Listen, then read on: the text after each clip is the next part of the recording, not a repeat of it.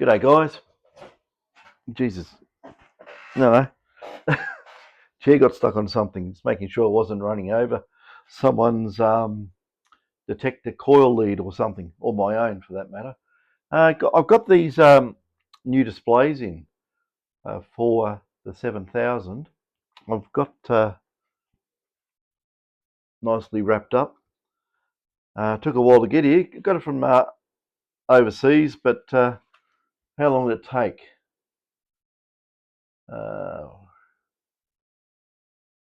6 days. There you go.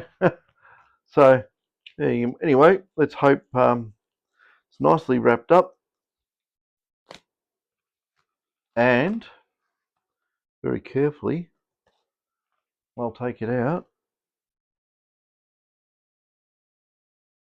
and there we have it. So Gary, if you're watching, that's a new display for your 7000. These are a improved generation of display. They are stronger because I had a talk with the factory about the lines, the vertical lines, and they basically told me that it is a heat effect. What happens? The display gets hot, they got liquid in them, and as it heats up, it wants to expand. And when you have a look at, say, along this short side here, you can't get much flexing because it's very short. And on the long side here and here, that's where you're going to get the most flex, and that's where it pops. And that is the story with these displays. Now, if we have a look at this one here, this is the one that came out. It's absolutely, they're electrically identical, except on the new one, they've improved the luminance and also have improved the RGB timing, so I am told.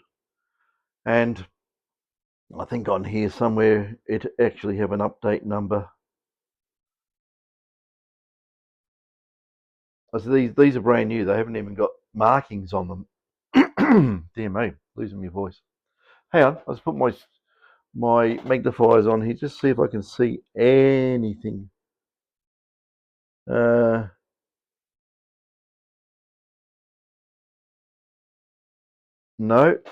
There's a couple of components being put on there. They're exactly the same. Yeah, because this is so new, it's got nothing on it, nothing whatsoever, even on the Mylar. And this is the original. You can see there it has writing on it, so it's gone through the full process. This hasn't. This is fresh. Yeah, because this one's got numbers on it, and this one hasn't. I'm just checking it all out. Yep, absolutely identical, absolutely.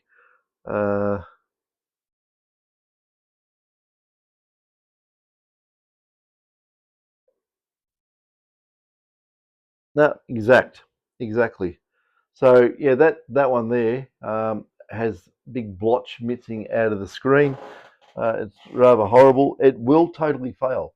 They told me that I should know this anyway because I used to make the things, just LCDs, not these TFT things with all the filters in it. But yeah, they tell me that they fail. The worst thing about replacing these is that's the MindLab holder, and where these go is, it's hard doing this like this. I've got to hold it on angles. But yeah, it basically goes like so, and that connector just pokes through the plastic. But the thing is, you have to glue this plastic to the display. And the other one had it on it, and it was an absolute something with a 4-letter word, which I won't say, to get that off. It's double-sided tape. So what I actually found, I'm not going to use Great Warp and thick double-sided tape because it's total overkill. I found a roll of this stuff, and it's not that wide. It'll go right round. It's going to hold like crazy. And if I really want, I'll put 2 sections on it, just to be sure. But if you want to remove this stuff, you've got to get some isopropyl alcohol between the display and this black plastic, and let it sit there for a bit, give it another blast, and just lever it little bit by little bit, not try and do it all at once. Get a little screwdriver in there. Keep it wet with isopropyl. The isopropyl, either the fumes or the isopropyl itself, will work its way under it and just bust that adherence. And eventually it'll pop off. So that's that. So I'm going to stick that on there, and I'll bring this camera over. So get ready for the earthquake. Told you it'd make an earthquake. I'll lift it. There we go. Not so bad. And on the bench, dear me, been talking for too long to people, voice chat and stuff, and yeah, dry as a bone. But on here, this is you can see it there. That's a 6000 that I've been modifying up. So just make sure you don't see the person's name written on the side of it, because I don't want to say so and so has a whatever detector. Dear mate. God, I feel like I got a frog in my throat again. Yeah, I haven't drunk anything. Actually, Chari's left her Coke in here. I'm going to pinch it. So hang on a sec. I see it over there near my computer. So thank you.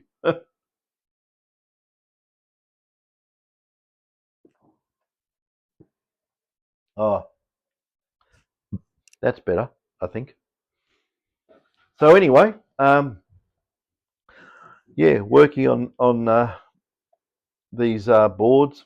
I'm still finding some quirky stuff in the electronics on these, but anyway, I've got another one coming. I was talking to Dave. David was here, and one of the customers is dropping another one off. You might already have it. I think it's coming later on tonight, so it's going to have the second iteration of modifications done to it. And yeah, you just keep doing more and more and more. You find stuff, you look at it, you shut down the noise, make it quiet, stop things getting into things where it shouldn't, and yeah, they come out really, really good. But yeah, I want to do this 7000. As you can see, poor old 7 sitting down there in a million bits. I should get this.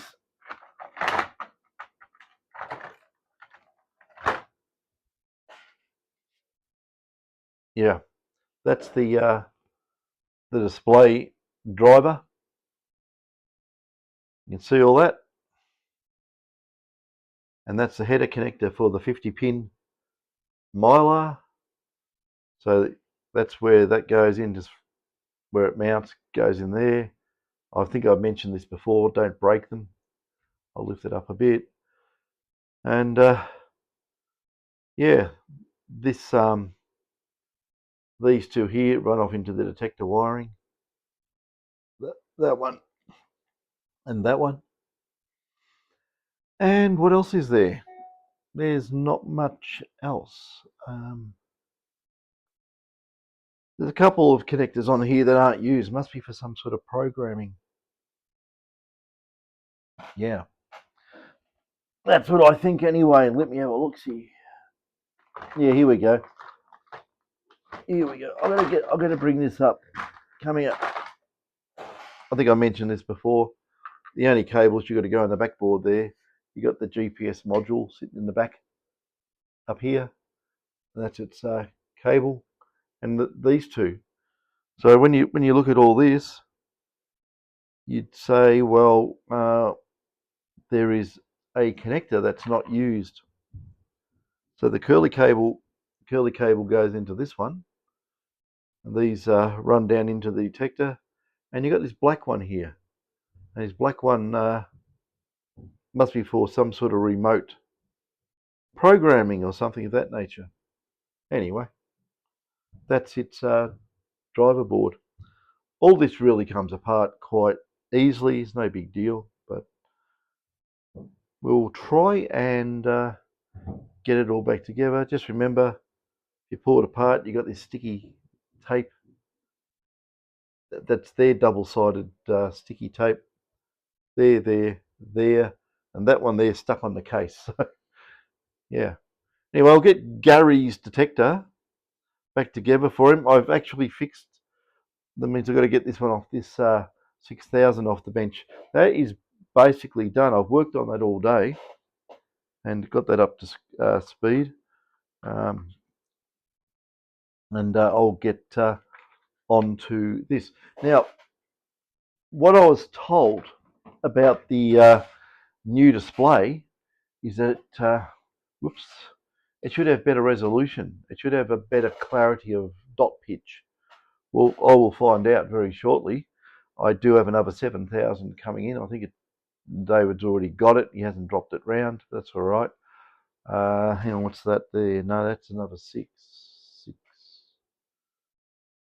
Yeah, starting to get a bit of a run on 6000s coming in at the moment. So I'm going to get very busy because it's detector season. Where it's right on detector season.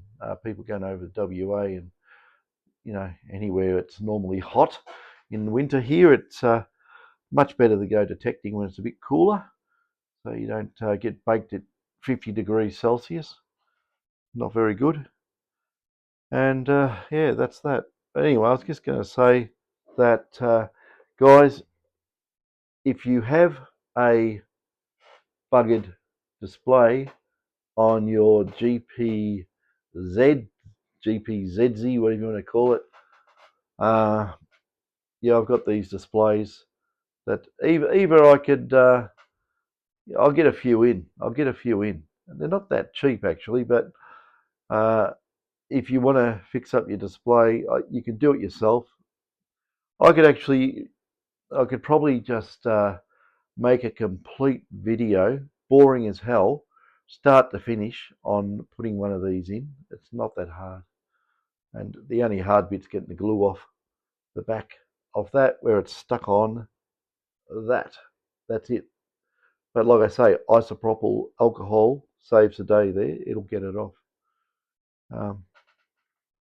Or if you want, if you really, really want to, you could, send your head of your detector in.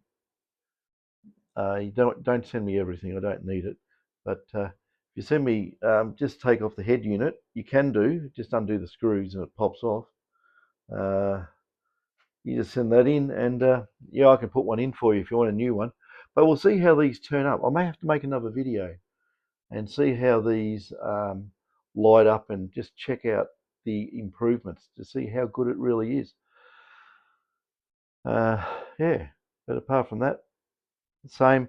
The thing I was really worried about was the metal frame, the offsets.